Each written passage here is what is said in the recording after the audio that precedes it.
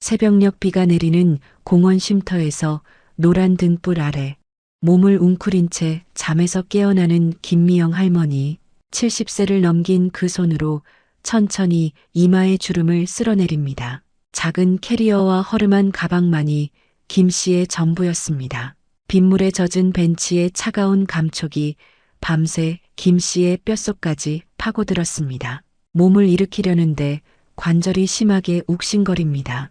축축한 봄비 냄새가 코끝을 스치는 이른 아침, 이런 곳에서 밤을 보내게 될 줄은 평생 교단에 서며 꿈에도 생각하지 못했지요.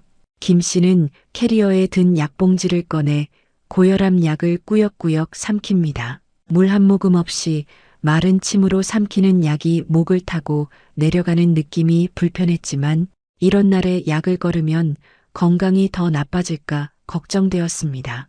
소지품 중에서도 가장 소중한 건 오래된 학생들의 편지와 사진이 담긴 상자.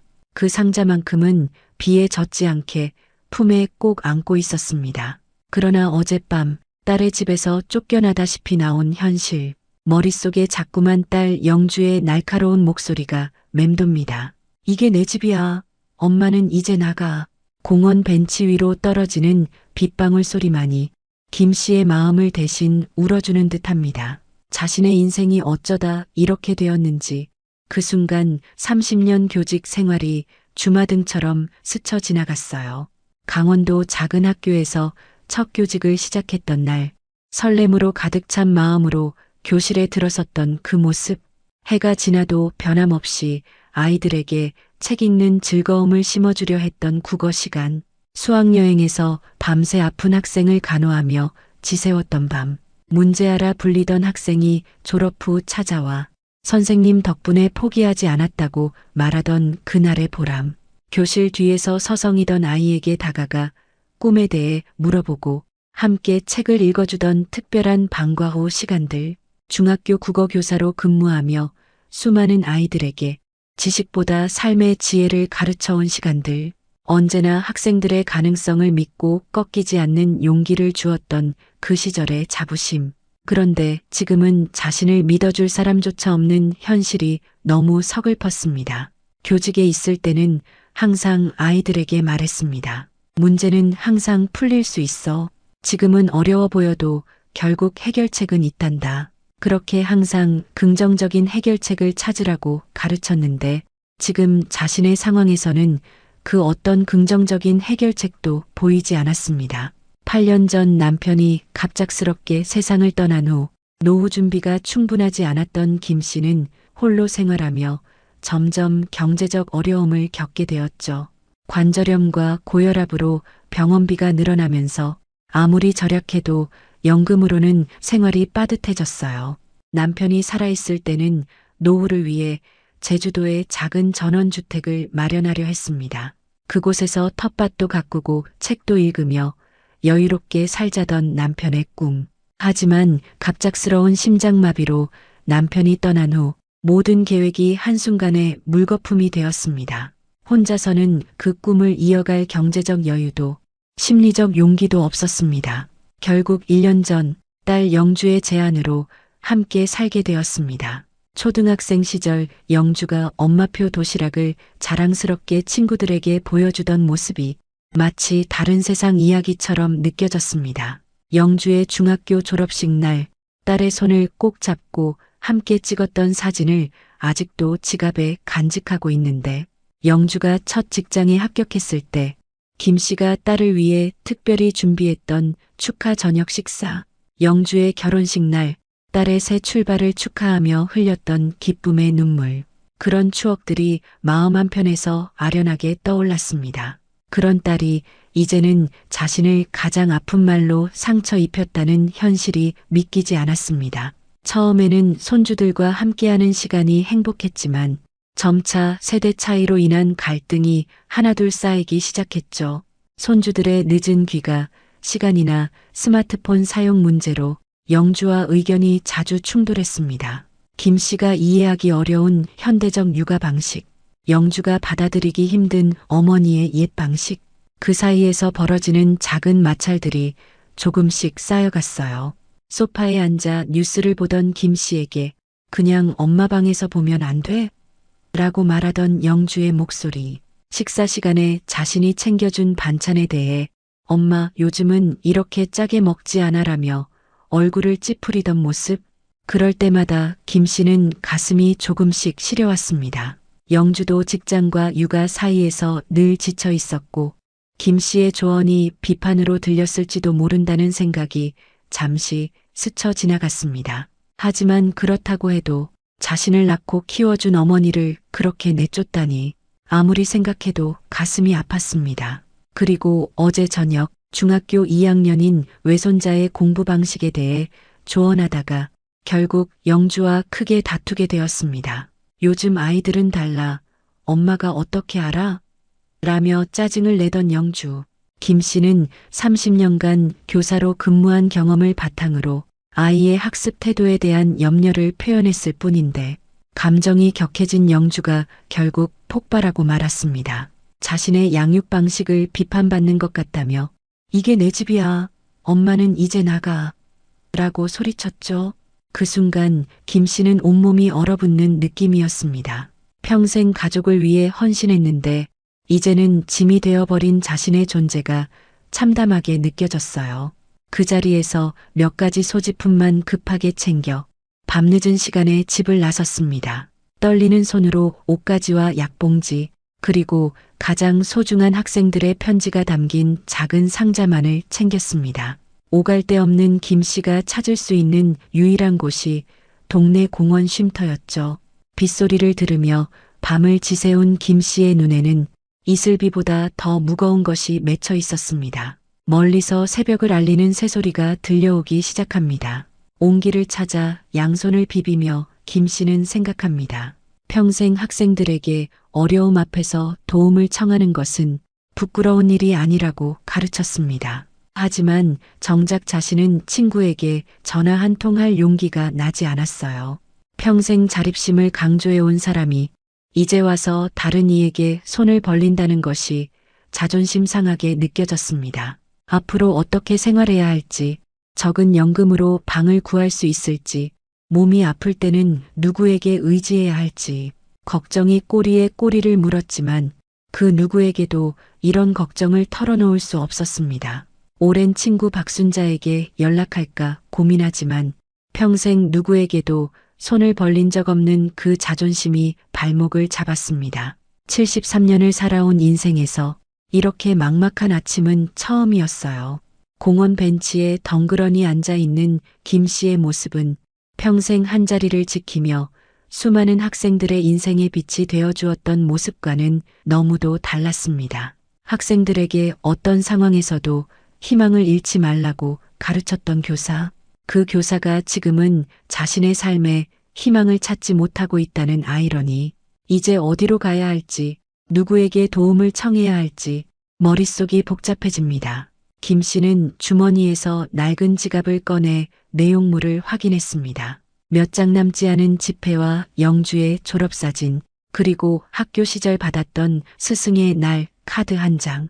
이것이 지금 김 씨가 가진 전부였습니다. 하지만 이 비가 그치면 김 씨의 인생에도 새로운 햇살이 찾아올까요? 우연한 만남이 그녀의 삶을 어떻게 바꾸게 될지는 아직 아무도 모르는 일이었습니다. 아침 햇살이 서서히 공원을 비추기 시작합니다. 김 씨는 벤치에서 일어나 뻣뻣해진 몸을 조금씩 움직여 봅니다. 몸을 일으키는 순간 관절이 평소보다 더 심하게 욱신거렸습니다. 관절약을 먹어야 할 시간이 지났지만 물 한 모금 없이는 약을 삼킬 수 없었습니다.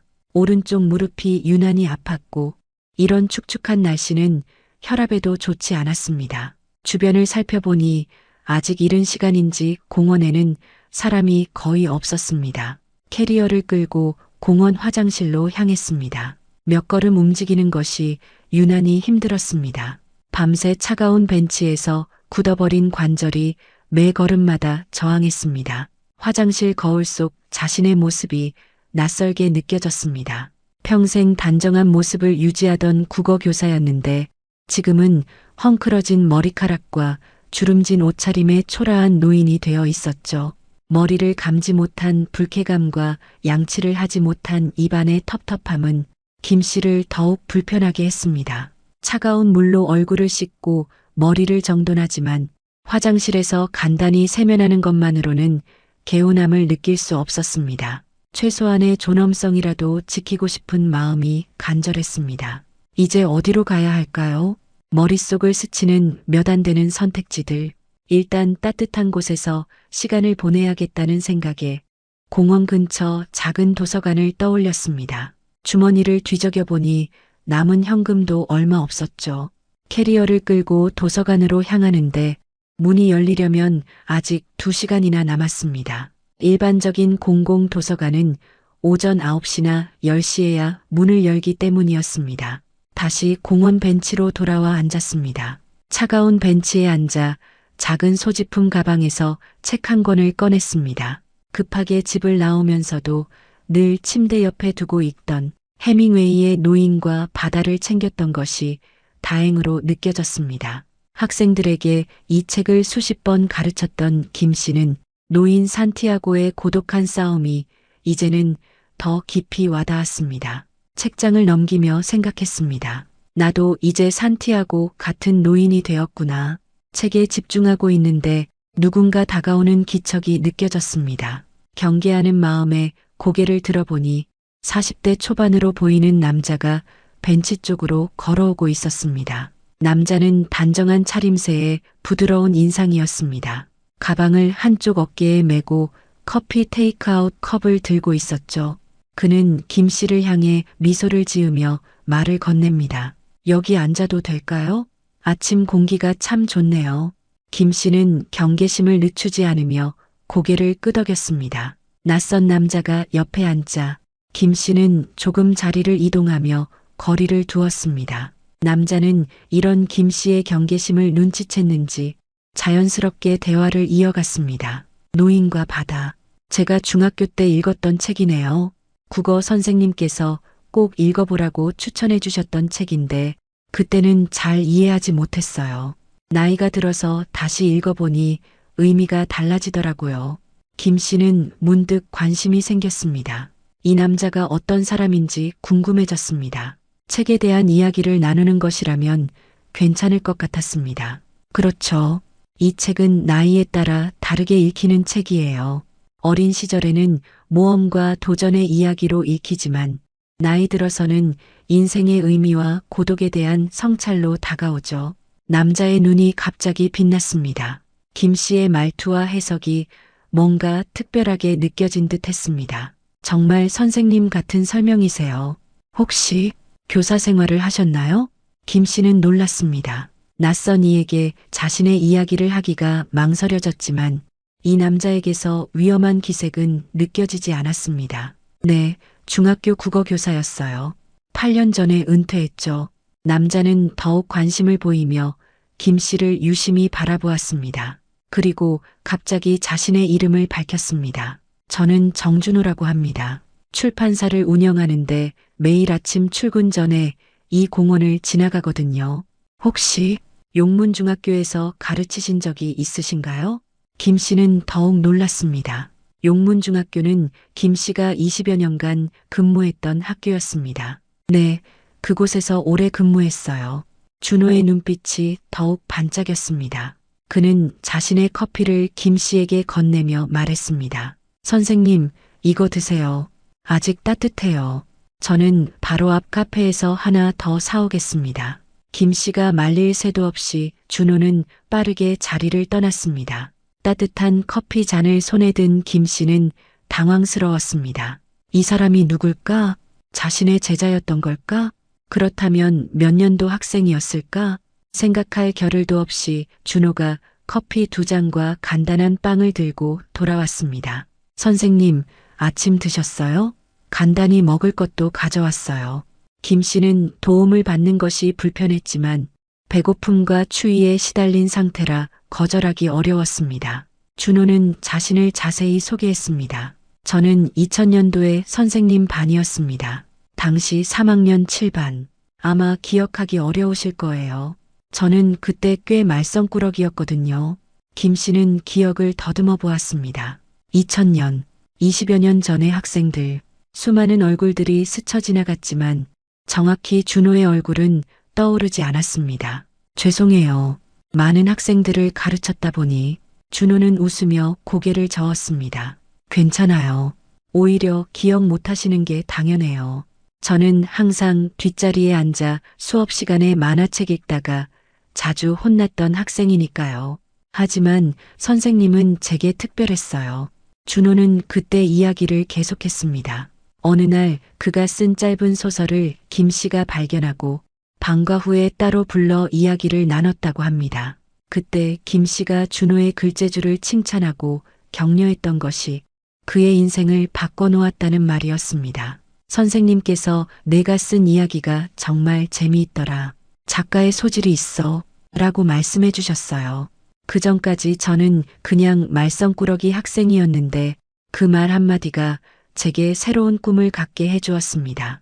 김 씨는 흐릿하게나마 그때 상황이 떠올랐습니다. 문제아로 불리던 학생의 책상 서랍에서 우연히 발견한 소설 노트, 그 안에 담긴 창의적인 이야기에 감탄했던 기억. 아마도 그 학생이 지금 눈앞에 준호인 것 같았습니다.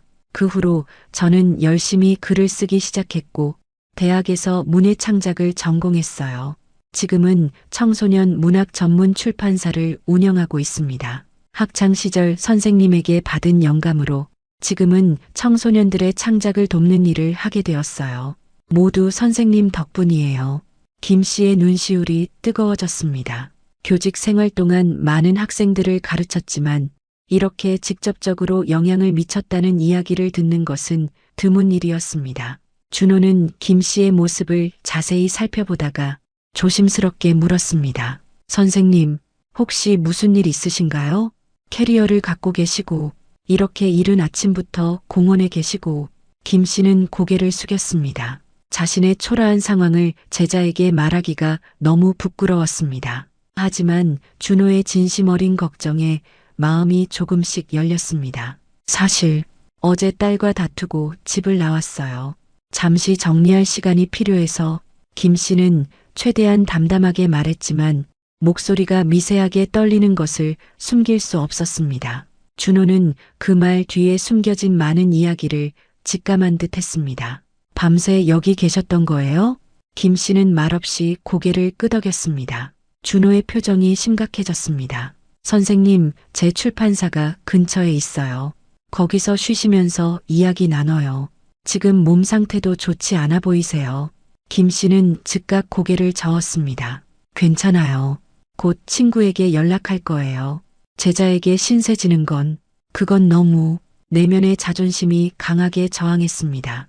평생 학생들에게 모범이 되고자 했던 교사가 이제 와서 제자에게 도움을 받는다는 것은 상상도 할 수 없었습니다. 내가 이렇게까지 추락했나라는 자책이 밀려왔지만 동시에 이 상황을 벗어나려면 지금은 도움이 필요하다는 현실적인 판단이 교차했습니다. 선생님, 저에게는 큰 은혜를 베푸신 분이에요. 오늘 이 만남이 우연이 아니라고 생각해요. 제가 조금이나마 보답할 수 있는 기회를 주세요.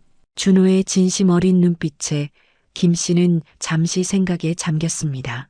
이대로 거절하고 어디로 가야 할지, 잠시 머물다 다른 방법을 찾을지 머릿속이 복잡했습니다. 한편으로는 노년의 처지에서 이런 우연한 도움을 거절하는 것이 과연 현명한지, 그리고 현실적으로 다른 선택지가 있는지 고민되었습니다. 준호는 기다려 주었습니다. 강요하지 않고 김 씨가 스스로 결정할 시간을 주는 모습에서 그가 정말 성숙한 어른이 되었음을 느낄 수 있었습니다. 단 하룻밤만이에요. 다른 방법을 찾을 때까지만. 김 씨는 마침내 작은 목소리로 말했습니다. 평생 처음으로 타인에게 도움을 청하는 순간이었습니다. 자존심을 꺾는 것이 얼마나 어려운지 몸소 느끼는 시간이었죠. 준호의 얼굴에 미소가 번졌습니다. 감사합니다, 선생님. 제 진심을 받아주셔서. 출판사에 작은 휴게실이 있어요. 거기서 편히 쉬실 수 있을 거예요. 필요하신 것들도 준비해 드릴게요. 김 씨는 준호의 도움으로 천천히 일어났습니다. 캐리어를 끌려는데 준호가 자연스럽게 캐리어를 들어주었습니다. 그 순간 작은 시내가 흐르는 소리가 들려왔습니다. 아침 햇살이 구름 사이로 비쳐 들어오며 공원을 밝게 비추고 있었습니다. 어쩌면 이 만남이 김 씨의 인생에 새로운 장을 열어줄지도 모르는 일이었습니다. 그렇게 일상이 흔들리기 시작한 후 생각지도 못한 문제들이 하나둘씩 나타났어요. 김 씨와 준호는 공원을 나와 근처 출판사로 향했습니다. 비가 그치고 아침 햇살이 반짝이는 거리를 걸으며 김 씨는 내심 불안했습니다. 제자의 도움을 받는다는 것이 여전히 어색했기 때문이죠. 게다가 낯선 곳에 간다는 것도 부담스러웠습니다. 작은 골목을 지나 도착한 곳은 평범한 상가 건물이었습니다. 2층에 위치한 청년의 숲 출판사라는 간판이 보였습니다. 계단을 올라가는 동안 무릎 통증이 심해져 김 씨는 잠시 숨을 고르며 난간을 붙잡았습니다. 준호는 김 씨의 상태를 살피며 천천히 걸음을 맞추었습니다. 노년이 되어 타인의 도움을 받아들이는 것이 어색했지만 더 이상 젊은 시절처럼 혼자서 모든 것을 해결할 수는 없다는 현실을 받아들여야 한다는 생각이 김 씨의 마음에 스쳐 지나갔습니다. 출판사 문을 열자 아담하지만 정돈된 공간이 나타났습니다. 책장과 책상 몇 개가 놓인 곳은 생각보다 따뜻하고 아늑했습니다. 창가에는 작은 화분들이 줄지어 있었고 자연 채광으로 밝은 분위기였습니다. 눈이 침침해진 김 씨는 책장에 꽂힌 책 제목들을 읽으려 눈을 찡그렸습니다. 예전에는 한눈에 들어오던 글자들이 이제는 희미하게 보였습니다. 준호는 김 씨를 안쪽 휴게실로 안내했습니다. 작은 소파와 탁자, 그리고 간단한 싱크대가 있는 공간이었습니다.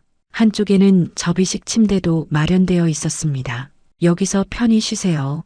2층 제일 안쪽에 화장실이 있어요. 필요한 건 언제든 말씀해 주세요. 준호는 김 씨의 짐을 정리하고 수건과 세면도구를 내어주었습니다. 그리고 간단한 아침 식사도 준비해 주었죠. 식사를 마친 후 김 씨는 조금 마음이 놓였습니다. 화장실에서 간단히 씻고 옷을 정돈한 후 휴게실 소파에 앉아 깊은 한숨을 내쉬었습니다. 창밖으로 보이는 도시의 일상이 평화롭게 느껴졌습니다. 자신의 인생이 어떻게 이렇게 됐는지 생각하면 할수록 현실이 믿기지 않았습니다. 한편 준호는 출판사 직원들에게 김 씨를 소개했습니다. 우리 출판사의 특별한 손님이자 제 인생을 바꿔준 은사님이십니다. 직원들은 모두 김 씨를 존중하는 태도로 맞이했습니다. 오랜만에 받는 존중과 배려에 김 씨는 마음이 따뜻해졌습니다. 오전 시간 준호는 김 씨에게 출판사에서 진행 중인 프로젝트를 설명했습니다. 청소년들을 위한 문학 시리즈와 교육 관련 서적들이었죠. 그 중에서도 10대들이 직접 쓴 단편집을 준비 중이라며 원고 검토를 부탁했습니다. 선생님의 안목으로 봐주시면 정말 큰 도움이 될 것 같아요. 물론 강요는 아닙니다. 그저 시간 보내시는데 도움이 될까 해서요. 김 씨는 잠시 고민했습니다. 자신이 과연 도움이 될 수 있을지 의문이었습니다. 하지만 한편으로는 30년간의 교직 경험이 아직 같이 있을 수도 있다는 작은 희망이 생겼습니다. 한번 볼게요. 내가 얼마나 도움이 될진 모르겠지만 원고를 받아든 김 씨는 작은 책상에 앉았습니다. 10대 학생들이 쓴 이야기를 읽으며 교직 시절의 감각이 서서히 되살아났습니다. 빨간 펜으로 문장을 고치고 의견을 적는 익숙한 동작들, 학생들의 창의적인 생각을 발견할 때마다 얼굴에 미소가 번졌습니다. 글씨가 작아 눈이 쉽게 피로해지자 김 씨는 가방에서 돋보기를 꺼냈습니다. 20년 전 방과 후에 남아 학생들의 장문을 첨삭해주던 기억이 생생하게 떠올랐습니다. 그때나 지금이나 학생들의 순수한 생각을 발견하는 기쁨은 변함없었습니다. 그렇게 몇 시간이 흘렀습니다. 집중하다 보니 시간 가는 줄 몰랐습니다. 오랫동안 앉아 있어 허리가 뻐근해졌지만 그마저도 잊을 만큼 몰입했습니다. 무릎 통증도 딸과의 다툼도 잠시 잊었습니다. 준호가 점심을 가져왔을 때야 김 씨는 현실로 돌아왔습니다. 어떠세요, 선생님? 학생들 글솜씨가 괜찮나요? 김 씨는 고개를 끄덕이며 자신의 생각을 전했습니다. 요즘 아이들은 표현력이 정말 뛰어나네. 하지만 기본적인 문장 구조나 맞춤법은 좀 부족해. 그래도 창의력만큼은 대단해. 준호는 김 씨의 의견을 진지하게 들었습니다. 그리고 김 씨의 피드백이 얼마나 가치 있는지 설명했습니다. 오랜 경험에서 나오는 통찰력은 젊은 편집자들이 갖지 못한 것이라고 말이죠. 이런 대화 속에서 김 씨는 자신이 여전히 가치 있는 존재임을 조금씩 느끼기 시작했습니다. 교직에서 은퇴했다고 해서 그동안의 경험과 지식이 사라진 것은 아니었습니다. 단지 그것을 발휘할 기회가 없었을 뿐이었죠. 같은 시각 김 씨의 딸 영주는 어머니가 집을 나간 후 시간이 지나면서 화가 가라앉고 걱정이 커지기 시작했습니다. 처음에는 금방 돌아오실 거야라고 생각했지만 밤이 지나고 아침이 되어도 어머니가 돌아오지 않자 불안해졌습니다. 아이들을 학교에 보낸 후 영주는 어머니가 자주 가던 공원과 도서관을 찾아다녔습니다. 하지만 어디에서도 어머니의 모습은 보이지 않았습니다. 집에 돌아와 어머니의 방을 살펴보니 평소 애용하던 약봉지와 중요한 소지품들이 사라져 있었습니다. 그제야 어머니가 정말로 집을 나갔다는 현실을 직면하게 되었습니다. 영주는 어머니의 침대에 앉아 방 안을 둘러보았습니다. 항상 그 자리에 계실 것만 같았던 어머니가 사라진 빈자리가 예상치 못한 공허함으로 마음을 채웠습니다. 어머니의 까만 머리카락 사이로 하얀 새치가 늘어가는 것도, 걸을 때 조금씩 느려지는 걸음걸이도 미처 신경 쓰지 못했던 자신을 돌아보게 되었습니다. 갑자기 밀려오는 죄책감에 영주는 눈물을 참을 수 없었습니다. 평소에도 스트레스로 인해 어머니에게 짜증을 자주 냈던 것이 떠올랐습니다. 직장과 육아 사이에서 늘 지쳐있던 자신이 어머니에게 한 마지막 말이 "이제 나가" 였다는 사실이 가슴을 아프게 했습니다. 그토록 헌신적이었던 어머니에게 어쩌면 그런 말을 할 수 있었는지 자신의 모습이 부끄러웠습니다. 뒤늦은 후회와 걱정으로 영주는 경찰에 실종 신고를 했습니다. 73세 노인이 밤사이 집을 나갔다는 사실에 경찰도 심각하게 받아들였습니다. 하지만 성인이고 자발적으로 나간 것으로 보이기 때문에 즉각적인 수색은 어렵다는 답변을 들었습니다. 경찰서에서 나오는 길에 영주는 어머니가 혹시 비를 피할 곳이라도 찾았을지, 식사는 제대로 하셨을지, 약은 제때 드셨을지 걱정이 밀려왔습니다. 항상 자신을 걱정해 주던 어머니가 이제는 자신의 걱정거리가 되었다는 아이러니에 영주는 처음으로 부모님의 노화와 자신의 책임에 대해 깊이 생각하게 되었습니다. 영주는 마지막 수단으로 어머니의 오랜 친구 박순자에게 연락했습니다. 어머니 혹시 연락 받으셨어요? 어제 제가 너무 심하게 말해서 집을 나가셨어요. 순자는 깜짝 놀랐습니다. 미영이 이런 상황에 처했다는 사실이 믿기지 않았습니다. 아니, 그 자존심 강한 미영이 연락도 없이 집을 나갔다고? 내가 알아볼게. 혹시 연락이 오면 바로 알려줄게. 순자는 즉시 김 씨에게 전화를 걸었지만 전화기가 꺼져 있었습니다. 여러 차례 시도해도 연결되지 않자 공통 지인들에게 연락을 돌리기 시작했습니다. 그러던 중 우연히 순자의 조카가 준호와 안면이 있다는 사실이 밝혀졌습니다. 순자의 조카는 문학동아리 활동으로 준호의 출판사를 방문한 적이 있었고 그곳에서 우연히 김 씨를 보았다는 정보를 전달했습니다. 순자는 영주에게 바로 연락했습니다. 내 어머니가 혹시 정준호라는 사람 알아? 옛날 제자인 것 같은데 지금 그 사람 출판사에 계신 것 같아. 영주는 어머니의 제자 이름까지는 알지 못했지만 단서가 생겼다는 사실에 희망이 생겼습니다. 순자에게서 출판사 정보를 받아 즉시 찾아가기로 결심했습니다. 한편 김 씨는 하루 종일 원고 검토 작업에 몰두했습니다. 오랜만에 느끼는 보람과 성취감이 마음을 가득 채웠습니다. 무언가 생산적인 일을 하고 있다는 느낌은 무력감에 빠져있던 김 씨에게 작은 희망이 되었습니다.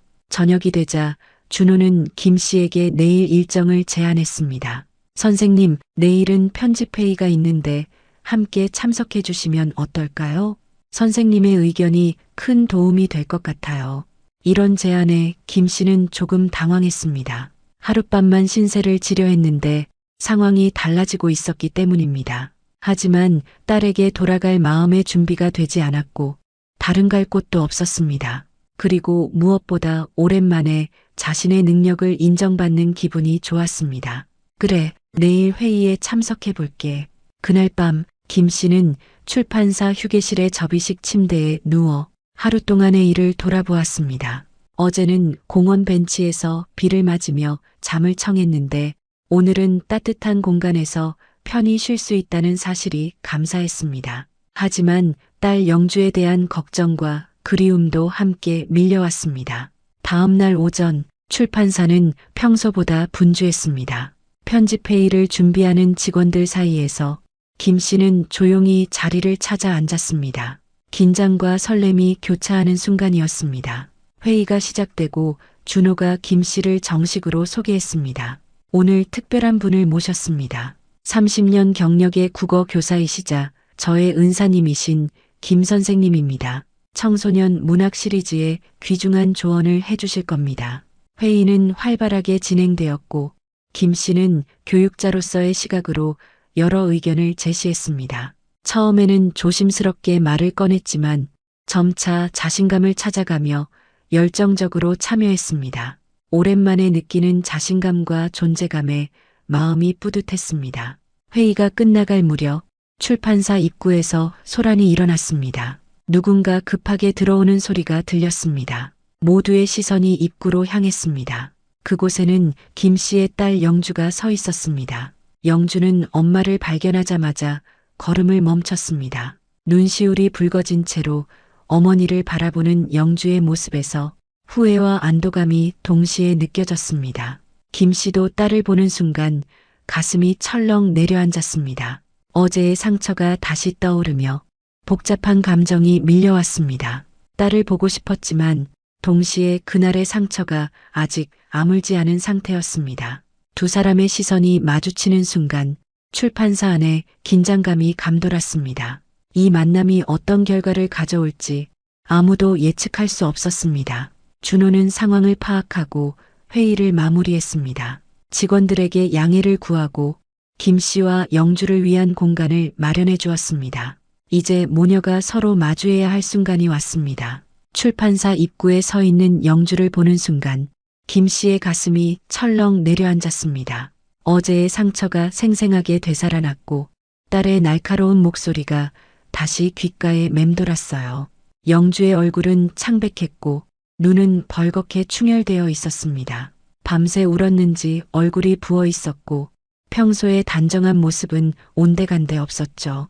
머리카락도 헝클어져 있었고 옷차림도 급하게 나온 듯 어수선했습니다. 젊은 시절 김 씨가 밤새 아픈 아이를 돌볼 때의 모습이 잠시 스쳐 지나갔습니다. 잠시 멈춰선 영주가 천천히 김 씨 쪽으로 걸어왔습니다. 발걸음이 무거워 보였고 어깨가 처져 있었어요. 회의실의 모든 시선이 그들에게 집중되자 준호가 재빨리 상황을 파악하고 직원들에게 양해를 구했어요. 잠시 회의를 중단하고 10분 후에 다시 시작하겠습니다. 직원들이 조용히 자리를 비우자 회의실에는 김 씨와 영주 그리고 준호만 남게 되었습니다. 긴장감이 공기 중에 무겁게 깔렸어요. 영주가 어머니 앞으로 다가왔습니다. 떨리는 목소리로 말을 꺼내기 시작했어요. 엄마, 미안해. 눈물이 영주의 뺨을 타고 흘러내렸습니다. 김 씨는 딸의 눈물을 보며 가슴이 찢어질 듯 아팠지만 어제의 굴욕감이 더 크게 자리 잡고 있었어요. 차갑게 돌아서며 말했습니다. 이제 와서 미안하다고 하면 다 해결되니? 김 씨의 목소리는 떨렸지만 단호함을 잃지 않으려 애썼습니다. 평생 딸을 위해 헌신한 자신이 받은 대우를 생각하면 아직도 배신감이 컸습니다. 영주야, 너 초등학교 때 기억나니? 학부모 참관 수업 때 엄마가 너의 자랑이었던 시절. 우리 엄마는 선생님이에요라고 친구들에게 자랑하던 내가 언제부터 내가 내 짐이 되었니? 김 씨의 목소리에는 서러움이 가득했습니다. 중학교 졸업식 때 상장을 받으며 환하게 웃던 딸의 모습, 대학 합격 소식에 서로 부둥켜 안고 울던 그날의 기억이 떠올랐어요. 영주는 더욱 울먹이며 사과를 계속했습니다. 미안해요. 정말 미안해요. 어제 밤부터 엄마를 찾아다녔어요. 경찰에 실종 신고도 했고 순자 아줌마한테도 연락했어요. 이웃들에게도 물어보고. 영주의 말에 김 씨는 잠시 놀랐습니다. 순자에게까지 연락했다니 자신의 체면이 말이 아니게 되었다는 생각이 들었어요. 평생 품위를 지키며 살아온 자신이 이제는 동료들 사이에서 집을 나간 노인이 되어버렸다는 사실이 더욱 서글펐습니다. 내가 그렇게 말한 순간 내가 얼마나 상처받았는지 알아? 30년 교직 생활을 한 엄마가 자식한테 쫓겨나다니. 공원 벤치에서 밤을 새웠어. 비를 맞으며. 김 씨의 목소리가 점점 떨렸습니다. 차가운 벤치의 감촉과 밤새 들었던 빗소리, 무릎 통증으로 제대로 눕지도 못했던 그 밤의 고통이 다시 밀려왔어요. 영주는 충격을 받은 표정이었습니다.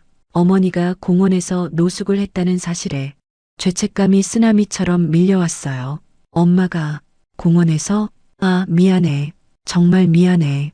영주는 흐느끼며 자신의 상황을 설명하기 시작했습니다. 직장에서의 스트레스, 육아의 부담, 남편과의 불화까지 모든 것이 한꺼번에 밀려와서 이성을 잃었다고 말했죠.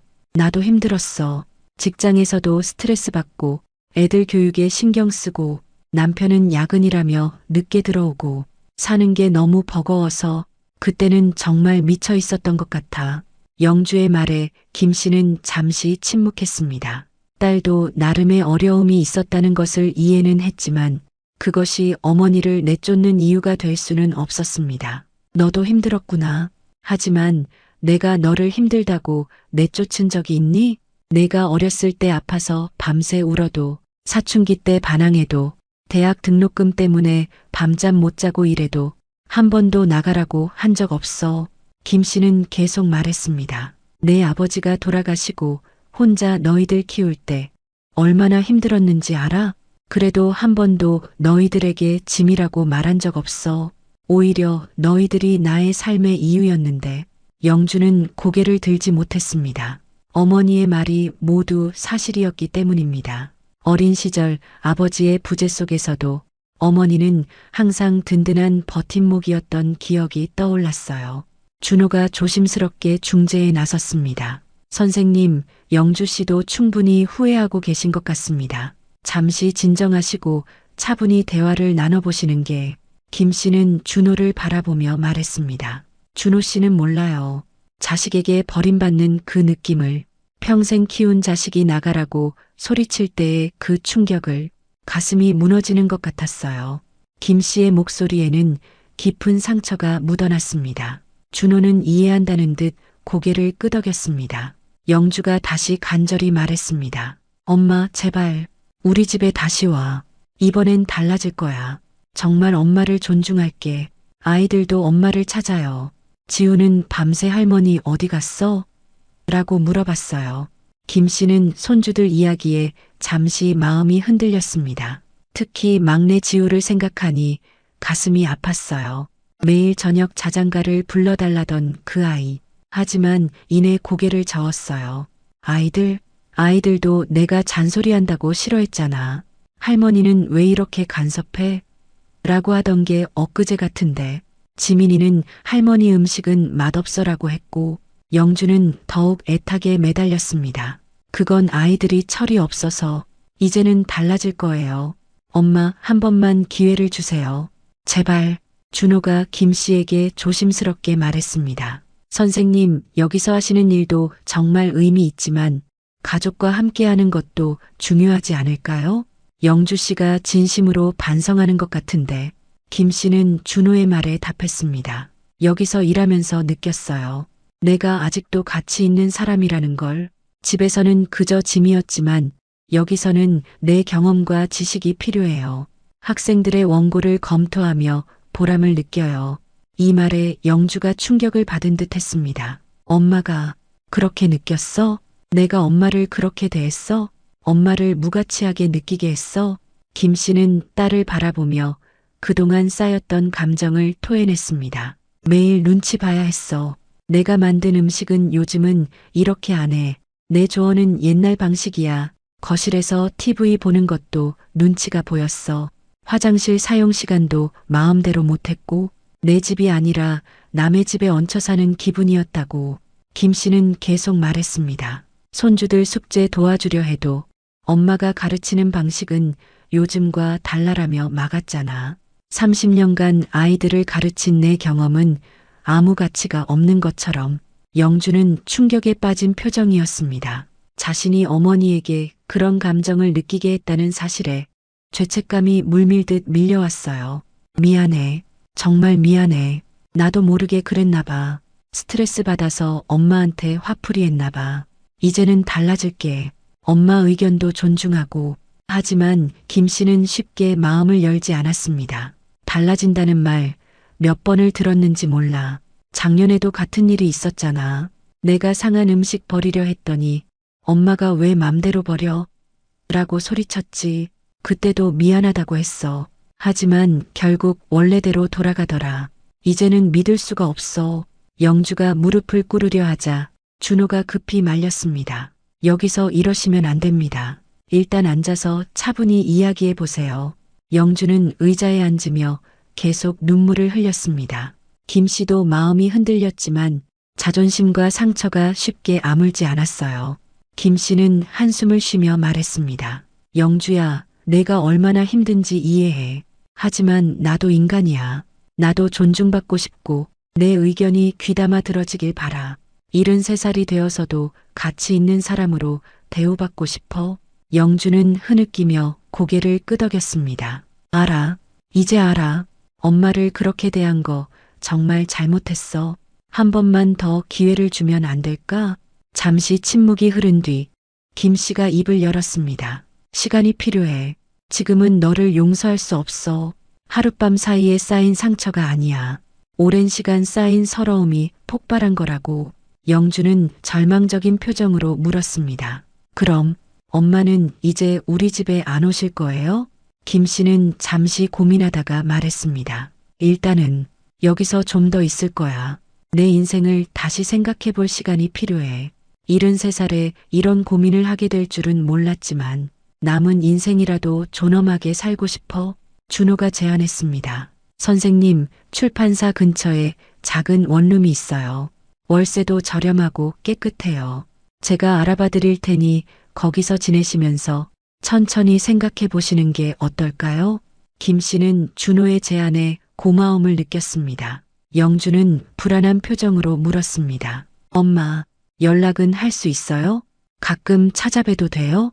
김 씨는 잠시 망설이다가 고개를 끄덕였습니다. 연락은 할 수 있어. 하지만 시간을 좀 줘. 나도 생각을 정리해야겠어.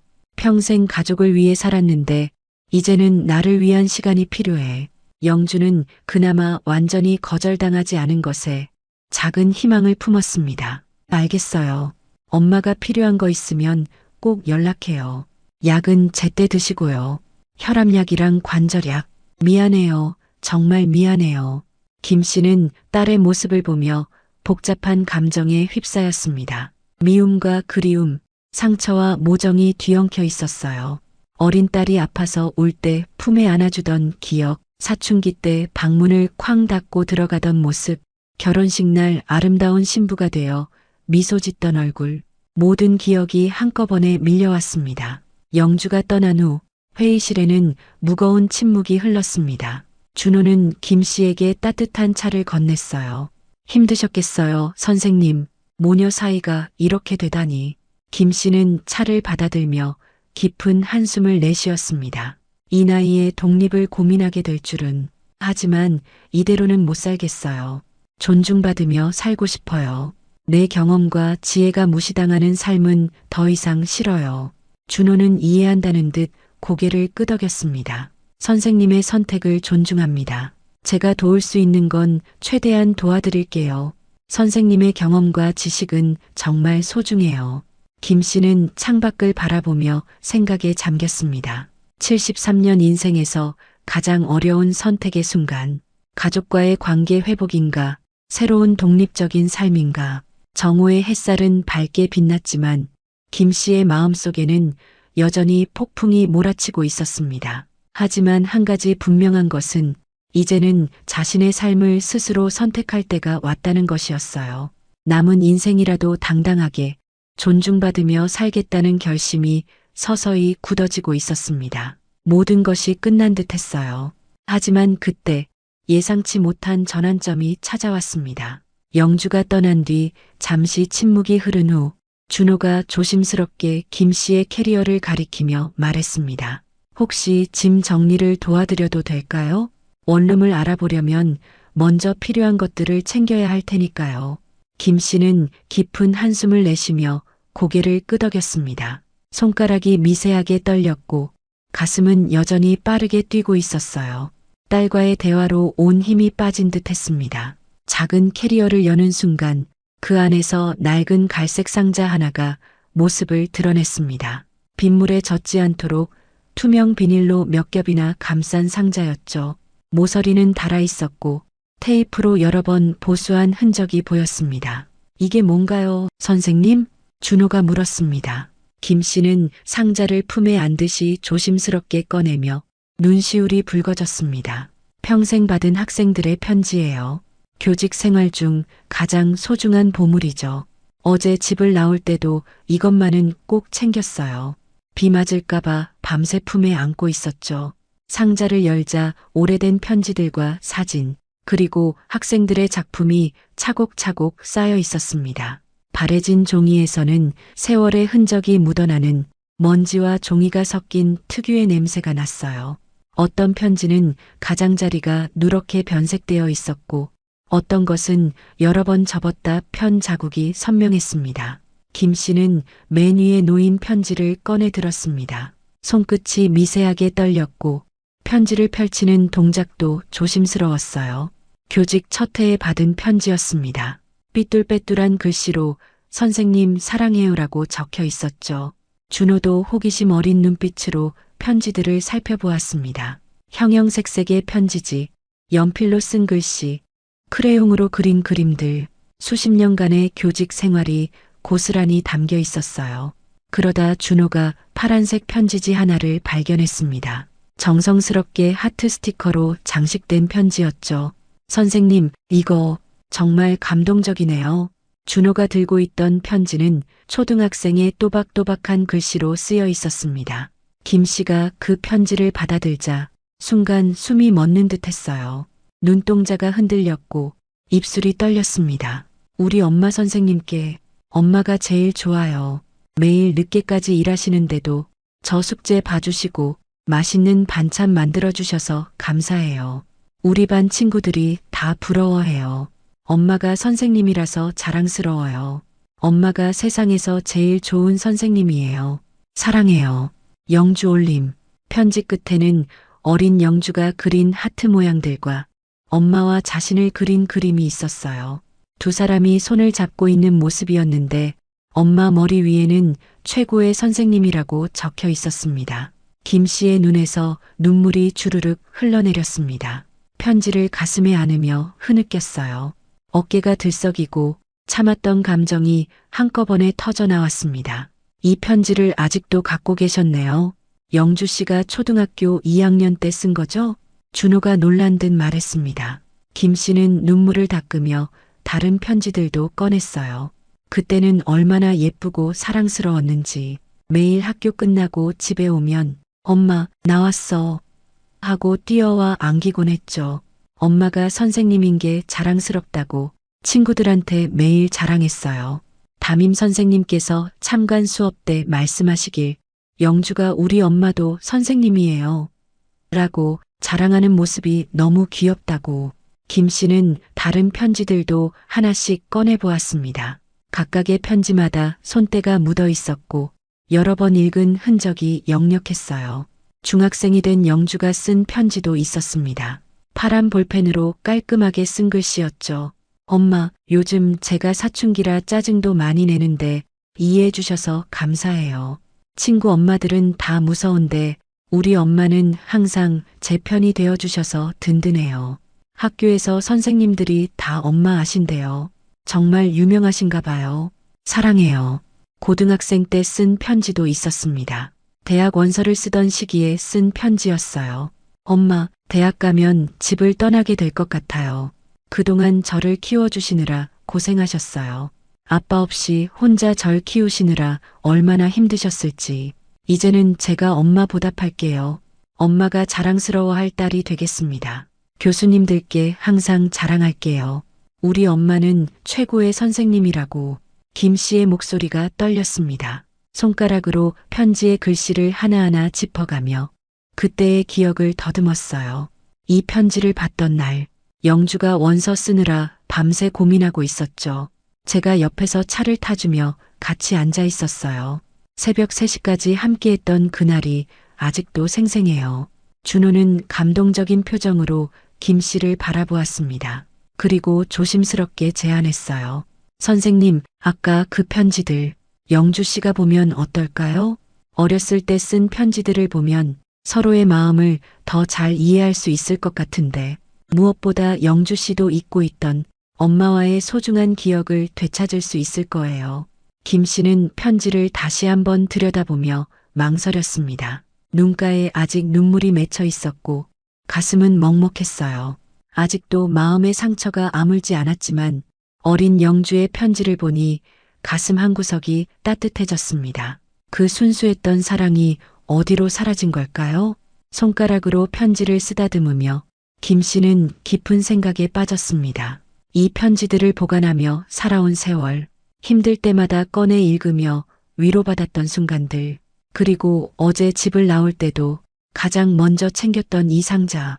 잠시 후 김 씨가 떨리는 목소리로 말했습니다. 준호 씨, 혹시 영주에게 연락할 수 있을까요? 이 편지들을 보여주고 싶어요. 우리가 서로를 얼마나 사랑했는지 다시 한번 기억해보고 싶네요. 아직 마음이 많이 아프지만 이 편지들 속 그 아이는 여전히 내 딸이니까요. 준호는 따뜻한 미소를 지으며 고개를 끄덕였습니다. 영주에게 전화를 걸어 다시 와달라고 부탁했죠. 어머니께서 보여드릴 것이 있다고, 중요한 이야기가 있다고 전했습니다. 30분 후 영주가 헐레벌떡 출판사로 돌아왔습니다. 여전히 눈이 부어 있었지만 엄마가 부른다는 소식에 희망을 품고 온 것 같았어요. 들어오는 발걸음이 조급했고 숨이 가빴습니다. 김 씨는 책상 위에 편지들을 차례로 펼쳐놓았습니다. 연도별로 초등학교부터 대학 때까지의 편지들이었죠. 이걸 좀 봐라. 내가 어렸을 때 쓴 편지들이야. 영주는 놀란 표정으로 편지들을 바라보았습니다. 떨리는 손으로 초등학교 때 편지를 집어들었어요. 자신이 쓴 삐뚤빼뚤한 글씨를 보자 순간 시간이 멈춘 듯 했습니다. 엄마, 이걸 아직도 갖고 있었어? 내가 초등학교 때 쓴 거잖아. 이 하트 스티커 내가 붙인 거네. 영주의 목소리가 떨렸습니다. 편지를 읽어 내려가며 눈물이 다시 흘러내렸어요. 어린 시절의 순수한 마음, 엄마에 대한 무조건적인 사랑이 글자 하나하나에 담겨 있었습니다. 김 씨가 조용히 말했습니다. 평생 간직했어. 내가 준 편지들, 그리고 학생들이 준 편지들. 이게 내 인생의 보물이야. 교사로서, 엄마로서 살아온 증거니까. 힘들 때마다 이 편지들을 꺼내 읽었어. 특히 내 편지들은 나에게 가장 큰 힘이 되었지. 영주는 중학교 때, 고등학교 때 쓴 편지들을 차례로 읽었습니다. 읽을수록 어깨가 들썩이며 흐느꼈어요. 자신이 얼마나 엄마를 사랑했는지, 엄마가 얼마나 자랑스러웠는지 모든 기억이 되살아났습니다. 미안해요, 엄마. 정말 미안해요. 제가 언제부터 이렇게 됐는지 일과 육아에 치이다 보니 엄마의 소중함을 잊었나 봐요. 엄마가 저에게 얼마나 큰 존재인지 제가 너무 늦게 깨달았어요. 김 씨도 딸의 어린 시절을 떠올렸습니다. 방과 후 교실에서 기다리던 작은 영주, 엄마 손을 꼭 잡고 집으로 돌아가던 길, 함께 숙제하며 보냈던 저녁 시간들, 그 모든 순간이 눈앞에 생생했어요. 영주야, 우리가 참 행복했었지. 내가 엄마는 우리 반 선생님보다 더 좋은 선생님이라고 자랑하던 게 엊그제 같은데 김 씨의 목소리가 떨렸습니다. 딸에 대한 그리움과 사랑, 그리고 여전히 남아있는 상처가 뒤섞였어요. 준호가 이때 조심스럽게 말을 꺼냈습니다. 선생님, 제가 한 가지 제안을 드려도 될까요? 이 편지들과 선생님의 교직 생활을 담은 책을 만들면 어떨까요? 한 교사의 발자취라는 제목으로요. 김 씨와 영주가 동시에 준호를 바라보았습니다. 준호는 열정적으로 설명을 이어갔어요. 제가 청소년 문학을 출판하면서 늘 느끼는 게 있어요. 요즘 교육 현장에서 교사와 학생, 부모 간의 관계가 많이 메말라가고 있다는 거죠. 서로 신뢰하지 못하고 소통도 부족해요. 하지만 선생님의 편지들을 보니 진정한 교육이 무엇인지 알 것 같아요. 30년간 학생들과 주고받은 이 편지들, 그리고 선생님의 교육 철학을 책으로 만들면 많은 사람들에게 감동과 깨달음을 줄 수 있을 거예요. 김 씨는 놀란 표정을 지었습니다. 내 이야기를 책으로 누가 읽겠어요? 그저 평범한 교사의 이야기인데 준호가 고개를 저으며 말했습니다. 평범하지 않아요. 선생님, 선생님처럼 학생 한 명 한 명을 사랑으로 대한 교사가 얼마나 될까요? 20년 전 문제아였던 저를 포기하지 않고 가능성을 발견해 주신 분이잖아요. 그리고 이 책에는 영주 씨와의 이야기도 포함되어야 해요. 세대 간의 갈등과 화해, 가족의 의미에 대한 성찰, 현대 사회가 잃어가고 있는 가장 중요한 가치들이 선생님의 이야기 속에 다 담겨 있어요. 영주도 눈을 빛내며 동의했습니다. 엄마, 좋은 생각이에요.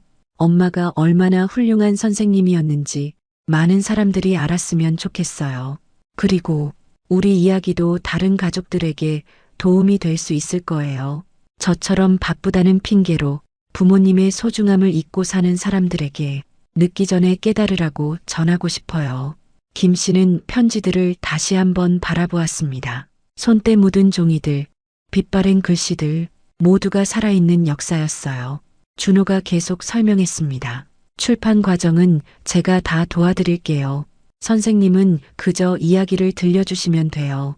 각 편지에 담긴 사연들, 그 학생들을 어떻게 가르치셨는지, 어떤 마음으로 교직 생활을 하셨는지, 그리고 영주 씨도 함께 참여해서 딸의 입장에서 본 어머니의 모습, 성장 과정에서의 변화, 그리고 화해의 과정까지 이 모든 게 하나의 이야기가 되는 거죠.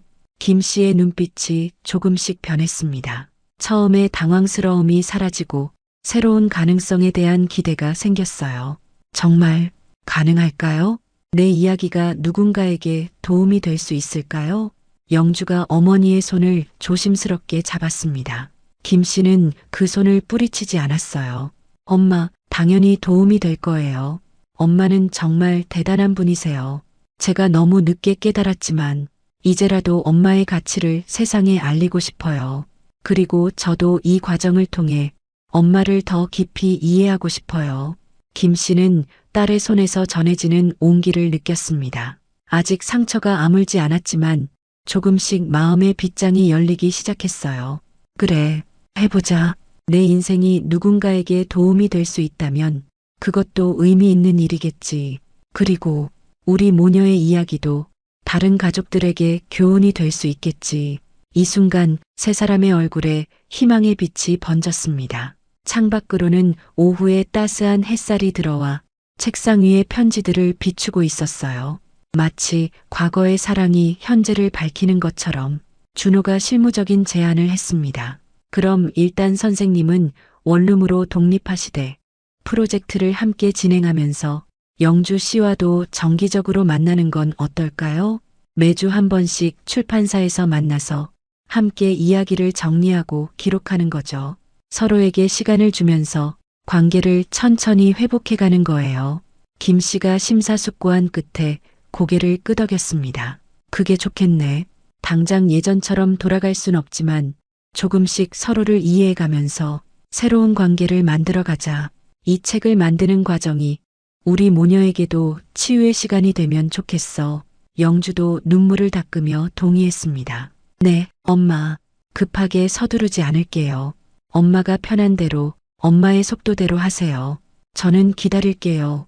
그리고 이 과정을 통해 제가 잃어버렸던 것들을 되찾고 싶어요. 엄마의 진짜 모습, 선생님으로서의 엄마, 그리고 제가 사랑했던 그 엄마를요. 김 씨는 처음으로 딸에게 진짜 미소를 보였습니다. 완전한 용서는 아니었지만 화해의 첫걸음을 내딛는 순간이었어요. 편지들을 정리하며 김 씨는 마음속으로 생각했습니다.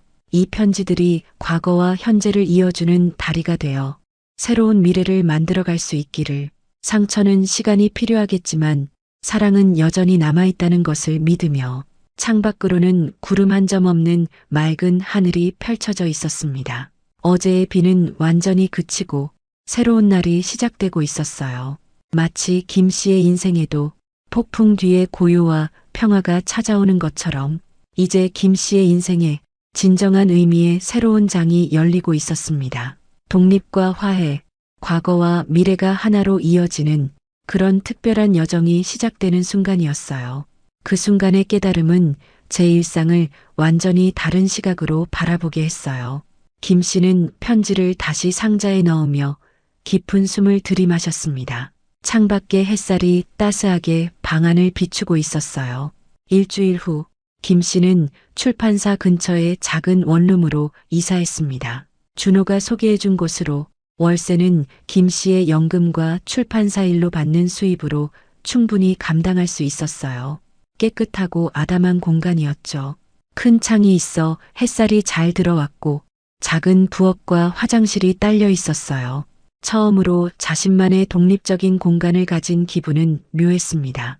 침대 옆 탁자에는 혈압약과 관절약을 정리해 놓았고 매일 정해진 시간에 알람을 맞춰두었어요. 짐을 정리하며 김 씨는 생각했어요. 73세의 새로운 시작이라니. 하지만 불안함보다는 설렘이 더 컸습니다. 자신의 일정을 스스로 결정하고 누구의 눈치도 보지 않아도 된다는 자유로움에 가슴이 벅찼죠. 침대 옆에 학생들의 편지가 담긴 상자를 놓았습니다. 책상에는 준호가 선물한 새 노트와 펜이 놓여 있었어요. 이제부터 새로운 이야기를 써나갈 도구들이었죠. 매일 아침 김 씨는 출판사로 출근했습니다. 청소년 문학 원고들을 검토하고 학생들의 작품에 조언을 더했어요. 준호는 김 씨에게 정식으로 편집 자문위원직을 제안했고 이는 경제적으로도 큰 도움이 되었습니다. 오랜만에 느끼는 보람과 성취감이 삶에 활력을 불어넣었습니다. 무릎 통증은 여전했지만 일하는 기쁨이 그 아픔을 잊게 했어요. 매주 화요일에는 병원에서 물리치료를 받았고 의사의 권유로 수영도 시작했습니다. 매주 수요일에는 영주와 함께 책 프로젝트를 진행했습니다. 처음에는 어색했지만 시간이 지날수록 서로를 이해하게 되었어요. 김 씨는 교직 시절의 에피소드들을 들려주었고 영주는 어린 시절의 기억을 떠올리며 기록했습니다. 손주들도 할머니의 변화를 느꼈어요. 중학생 지우는 국어 숙제를 할머니께 여쭤보기 시작했고 초등학생 지민이는 할머니가 추천해준 책을 읽기 시작했습니다. 할머니가 더 이상 잔소리하는 어른이 아니라 존경할 만한 선생님이라는 것을 깨달았죠. 김 씨도 손주들을 대하는 방식이 달라졌어요. 강요하지 않고 기다려 주었고 아이들이 먼저 다가올 때 조언을 해주었습니다. 월요일 저녁마다 손주들이 원룸을 찾아와 함께 저녁을 먹었는데 이 시간이 모두에게 특별한 시간이 되었어요. 어느 날 영주가 조심스럽게 말했어요. 엄마가 그렇게 많은 학생들에게 영향을 주었던 것을 이제야 알게 되었다고.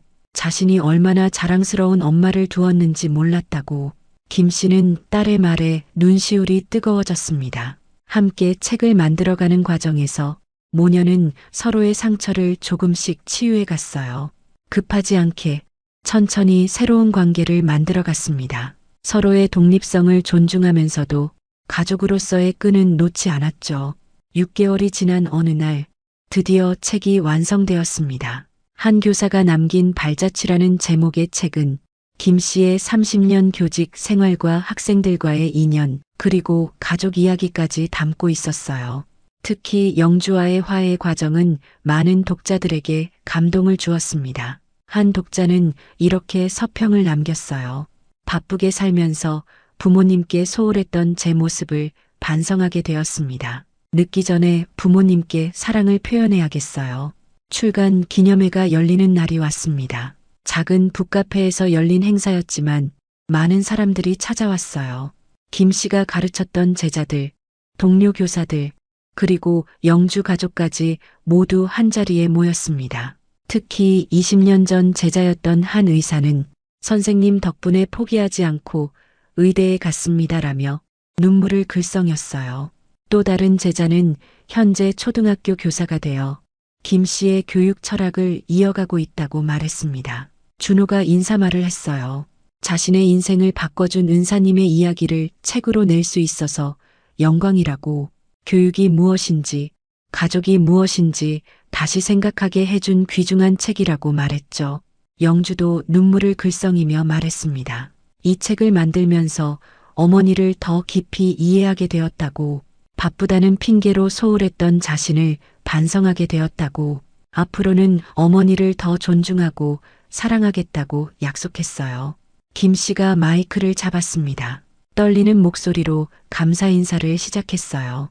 자신의 삶이 이렇게 책이 될 줄은 몰랐다고, 하지만 이 과정을 통해 새로운 인생을 찾았다고 말했습니다. 특히 영주와의 관계 회복에 대해 언급하며 세대 간 갈등은 서로의 이해와 소통으로 극복할 수 있다고 강조했어요.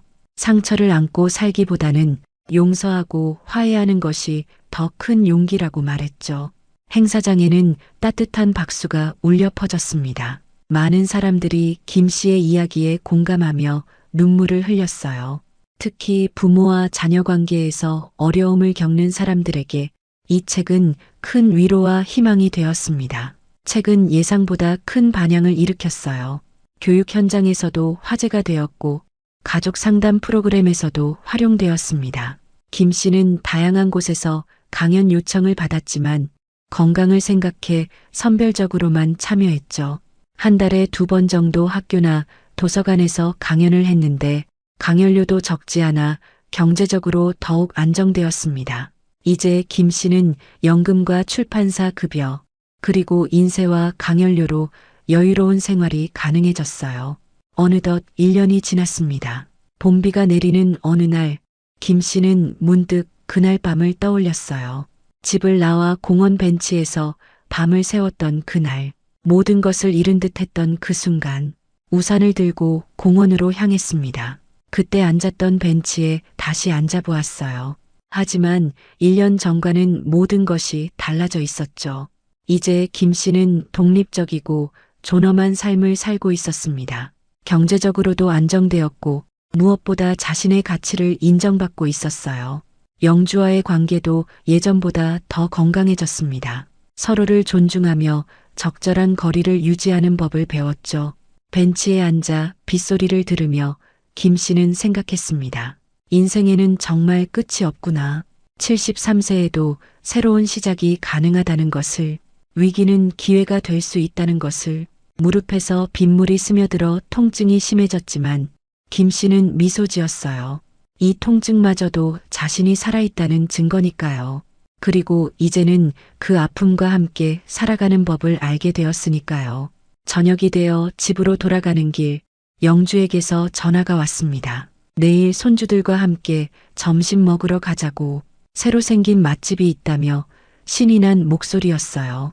김 씨는 흔쾌히 약속했습니다. 가족과 함께하는 시간이 얼마나 소중한지 이제는 모두가 알게 되었으니까요. 집에 돌아와 창밖을 바라보며 김 씨는 내일의 일정을 생각했어요. 오전에는 출판사에서 새로운 원고 검토, 점심에는 가족들과의 식사, 오후에는 도서관 강연, 그리고 다음 주에는 박순자와 함께 제주도 여행도 계획되어 있었죠. 바쁘지만 의미 있는 하루가 될 것 같았습니다. 무엇보다 이 모든 일정을 자신이 선택했다는 것이 좋았어요. 김 씨는 일기장을 펼쳐 오늘의 감정을 적었습니다. 1년 전 그날 밤 비를 맞으며 절망했던 나에게 말해주고 싶다. 걱정하지 말라고. 더 나은 내일이 기다리고 있다고. 인생은 끝날 때까지 끝난 게 아니라고. 그리고 혹시 이 이야기를 듣고 계신 분들께도 전하고 싶다. 지금 힘든 시간을 보내고 계시다면 포기하지 마시라고. 73세에도 새로운 시작은 가능하니까. 창밖에 비는 그쳤고 구름 사이로 별들이 보이기 시작했습니다. 김 씨는 편안한 마음으로 잠자리에 들었어요. 내일도 좋은 날이 될 거라는 확신과 함께. 그리고 어쩌면 이 이야기가 누군가에게는 희망이 될지도 모른다는 생각을 하며